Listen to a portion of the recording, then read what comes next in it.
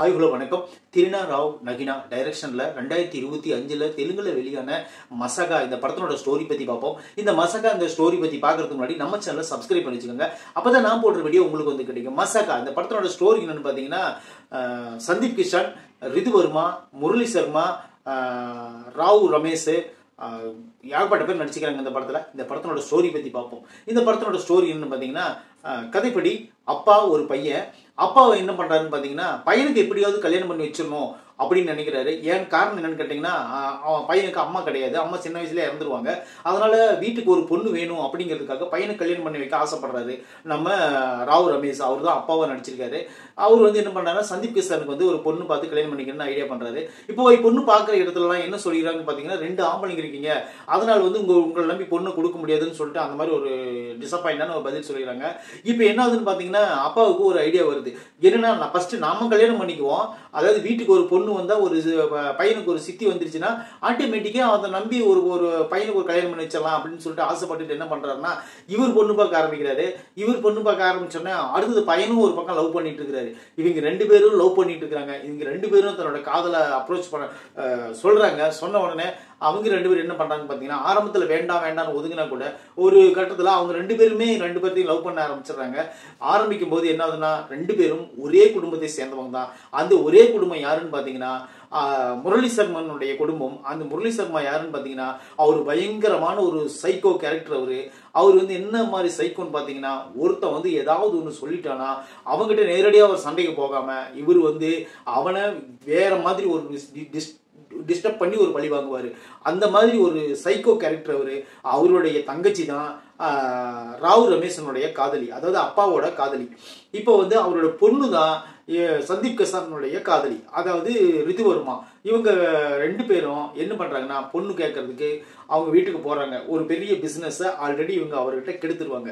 அதை மனசுல வச்சுக்கிட்டு இருப்பாரு. இருந்தாலும் பொண்ணு பார்க்க போற இடத்துல அவர் வந்து மறுத்து பேசக்கூடாது அப்படிங்கிறதுக்காக என் பொண்ணும் என் தங்கச்சியும் ரொம்ப நாளா பேசாம இருக்காங்க. அவங்க வந்து பேசி 10 வருஷத்துக்கு மேல இருக்கும். இப்போ வந்து அவங்க 2 பேர்த்தையும் நீங்க பேச வச்சீங்கன்னா, தங்கச்சியை உனக்கு கல்யாணம் பண்ணி வைக்கிறேன், என் பொண்ணை உனக்கு கல்யாணம் பண்ணி வைக்கிறேன் அப்படின்னு சொல்லிட்டு 2 பேர்த்துக்கிட்டையும் சொல்லிடுறாரு அப்பா பையன்கிட்ட. இப்போ என்னதுன்னு பாத்தீங்கன்னா, 2 பேரும் சேர்ந்து அந்த 2 பொண்ணுங்களும் பேச வச்சு அந்த 2 பொண்ணுங்களும் கல்யாணம் பண்ணிக்கிட்டாங்களா இல்லையா, அப்பதான் அப்படிதான் இந்த படத்தினோட மொத்த ஸ்டோரி.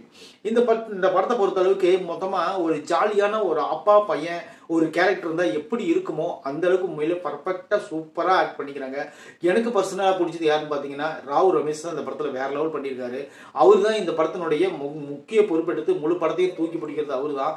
அவர் வந்து அப்பாவா இருந்து அந்த மாதிரி ஒரு செம காமெடி பண்ணி இந்த படத்துல வேற லெவல் பண்ணியிருக்காரு. நல்ல நல்ல காமெடி எல்லாம் சூப்பரான காமெடி. ஃபர்ஸ்ட் ஆஃப் எல்லாம் போறதே தெரியாது, அந்த அளவுக்கு ஸ்பீடா போயிடும். அதுக்கு காரணம் என்னன்னு பாத்தீங்கன்னா, அது வந்து ஆரம்பத்திலேயே 2 பேரும் ஒரு கடல்ல கிடப்பாங்க. கடல்ல தற்கொலை பண்ண மாதிரி கிடப்பாங்க. அவங்கள காப்பாத்தி பாத்தீங்கன்னா அவங்க வந்து காப்பாத்தி கொண்டாந்து போலீஸ் ஸ்டேஷன்ல விட்டுறாங்க. போலீஸ் தான் அந்த கதையெல்லாம் கேட்டுட்டு இருப்பாரு. இப்ப என்ன ஆகுதுன்னா, அந்த போலீஸ் கிட்ட சொல்ற கதைய அது விவரிக்கும் போதே நீங்க புரிஞ்சிடும் இது பயங்கரமான ஒரு காமெடி படம் அப்படின்னு சொல்லிட்டு. படம் முழுக்க காமெடி தான். எந்த சீன்லயும் பாத்தீங்கன்னாலும் எந்த சீனும் வந்து காமெடி இல்லாம இல்ல. ஒரு 95% இந்த படத்துல காமெடி மட்டும்தான். அந்த அளவுக்கு சூப்பரா எடுத்துருக்காங்க படத்தை. பாடல்கள் கூட டப்பிங் பாடல்னால கூட நம்மளுக்கு புரிஞ்சுற அளவுக்கு ஓரளவுக்கு நல்லா மியூசிக் போட்டு சூப்பரா கொடுத்துருக்காங்க. பாடல்கள் நல்லாவே இருக்கு பாடல்கள். அது போல இந்த படத்துல வர அந்த இன்னொரு ஹீரோயின் இருப்பாங்க, அன்சார் நினைக்கிறேன். அவங்க வந்து சூப்பரா நடிச்சுக்கிறாங்க. அவங்க தான் அப்பாவோட காதலியா வருவாங்க. அவங்க வந்து ஒன் சைடு காதல் பண்ணி அவங்க ஓடி போயிட்டாங்க அப்படின்னு சொல்லும்போது, அந்த ஓடி போனாலே நான் தான் அப்படின்னு அறிமுகப்படுத்தி வைக்கும் போது உண்மையிலே தியேட்டர்ல பயங்கரமான ஒரு கலகலப்பா இருந்திருக்கும். அந்த அளவுக்கு சூப்பரா பண்ணியிருக்கிறாங்க. அது போல இந்த படத்துல இருக்கிற மீதி எல்லா கேரக்டரும் நல்லா பண்ணியிருந்தாலும் கூட, குறிப்பா அந்த பொண்ணு பார்க்க போற இடத்துல, அந்த கல்யாண வீட்டுக்கு போற இடத்துல ஒரு 2-3 காமெடி சொல்ற மாதிரி காமெடியை சூப்பரா பண்ணிக்கிறாங்க இந்த படத்துல. அப்புறம் வந்து பாத்தீங்கன்னா, அப்பா கேரக்டர் அவர் தான் இந்த படத்தினுடைய மெயின் கேரக்டர். சந்தீப் கிஷன் உண்மையிலே ரொம்ப நாளைக்கு அப்புறம் ஒரு காமெடி படத்துல நடிச்சிருக்காரு. இந்த காமெடி அவருக்கு நல்லா ஒர்க் அவுட் ஆயிருக்கு. இந்த மாதிரி காமெடி படங்கள்ல அவர் தெலுங்குல நிறைய பண்ணாருன்னா உண்மையிலே ஒரு பேர் பயங்கரமா வரும்.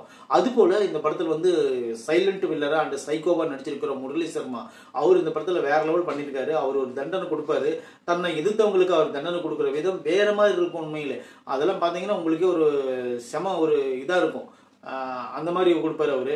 அது போல இந்த படத்துல இன்னொரு கேரக்டர், முக்கியமான கேரக்டர் யாருன்னு பாத்தீங்கன்னா, அந்த போலீஸ்காரராக வரக்கூடியவர், அவர் 2-3 சீன் கெஸ்ட் ரோல் தான் பண்ணியிருப்பாரு. அவரு வேற லெவல் பண்ணியிருக்காரு. அவரும் நல்லா நடிச்சிருக்காரு.